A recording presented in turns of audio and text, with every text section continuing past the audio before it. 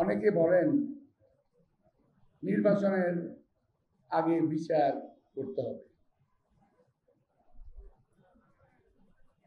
ভাই, বিচার শেষ করে নির্বাচন করবেন?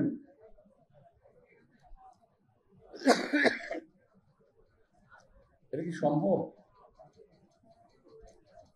3 মাসের মধ্যে তড়িঘড়ি করে নির্বাচন আপনারা বিচার করবেন? পারলে করেন, কোনো অসুবিধা নেই। কিন্তু নির্বাচনের আগে বিচার কেন বলেন? বিচার শেষ করে নির্বাচন করতে হবে। 3 মাসের মধ্যে বিচার করেন, অবিচার নয়, বিচার করতে হবে।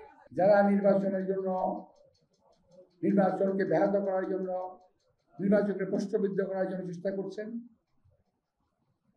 পক্ষান্তরে তারা দেশের স্বাধীনতা, সার্বভৌমত্বকে ধ্বংস করার চেষ্টা করছেন। এদেশের মানুষের কথা বলার অধিকারকে হরণ করার চেষ্টা করছেন, এদেশে মানুষের ভোটের অধিকারকে হরণ করার চেষ্টা করছেন। দয়া করে আপনাদেরকে বলবো, দেশপ্রেমে উদ্বুদ্ধ হয়ে এই সমস্ত কাজ থেকে বিরত থাকুন।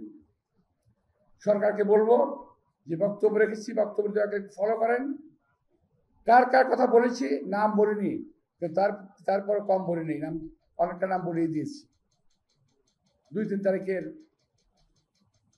মিটিংটা দেখেন, 3 তারিখের মিটিংটা দেখেন, টেলিভিশনের ক্যামেরার ছবিগুলো দেখেন, তারা উস্কানি দিয়েছিল, পেয়ে যাবেন।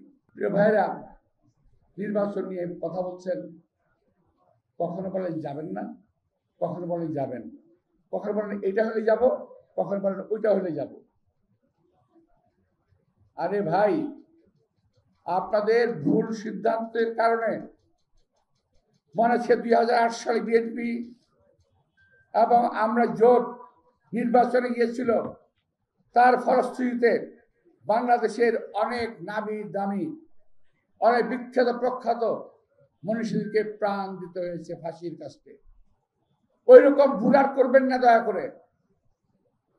একটি ভুল লক্ষ লক্ষ মানুষের জীবন কেড়ে নিতে পারে। সুতরাং নির্বাচন নিয়ে কোনো টাল ভাঙা করবেন না।